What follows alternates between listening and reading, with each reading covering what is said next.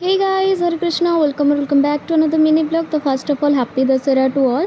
आउ जेहेतु अष्टमी थिला तो अष्टमी पणा करने पे आमे घर लोक समस्ते जाइथिलु सिरलो कहीं सेठी दुर्गा माँकर जो अष्टमी नवमी सप्तमी ठारू ही पणा भोग करा जाए। तो माने आमर अष्टमी व्रत रखती मो आई तो से आमे समस्ते जाइथिलु सेठी पणा भोग करबा पई।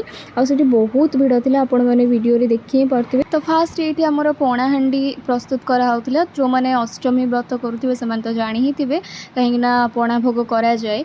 आउ एठी रियान को देखंतु, से तो बिल्कुल एकदम मो पाखरु जाऊ ही नथिला। माने मु जुआडे जाइथिबे से मो सहित जाइथिबो, माने मते छाडी से कुआडे भी जीवनी। तो तापरे आमे माने मंदिर को जीवा पई बाहरलु। तो एठी गला बाटर आमर जने रिलेटिव देखा जाइथिले। तो तापरे आमे मंदिर को जाइथिलु।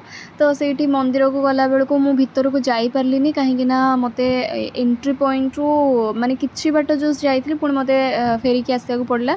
एत्ते गहଳି थिला माने आमे जाई ही पालुनी। जेहेतु रियान मो पाखरे थिला तो सी ताको बहुत जोरे गरम लागुला। से छुआटा ना अणनिश्वास भी हो जाइथान, सेति पई मु तो दर्शन करी ही पालिनी। बस दूररू जेमती थिली मामू एठी हमर पणा भोग करिकि नेई आस्थिले। प्रीवियस ईयर भी दुर्गाष्टमी रे मु एठी आस्थिली। आ जेहेतु मांगर ब्लेसिंग अछि ए वर्ष भी आछि।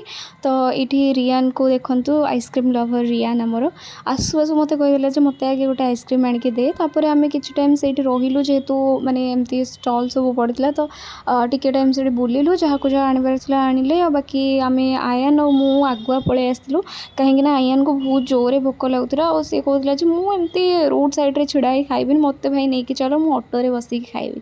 तो तार भाई अलग लॉजिक। देन आमे समस्ते घर को जावा पई बाहरिलु। आ एठी रियान माने मते कहला ई मास्क मते आनिक दे, मु ताकू देछि। सी मते ही मास्क पिंधिक डरौछि। तो मोर मौसी दुईटा झील आ मामू बाइक रे जाउछि। तो आम क्रॉस कर आसलु। तो सेटा रियान देखि पिहू पिहू पिहू एमती कहिकी चिल्लौछि। रियान आ आयन दी जण जाक माने आराम से गले भी और भीतर पुणी लास्ट झगड़ा भी होगला, बाड़िया बिटा हो गले। तो आज ब्लॉगटा मुझे एंड करुच्ची। देखा नेक्स्ट ब्लॉग रे। आपण मानू जदि मो ब्लॉगटा भल लगी तो प्लीज कमेंट रे जणाइबे। राधे राधे।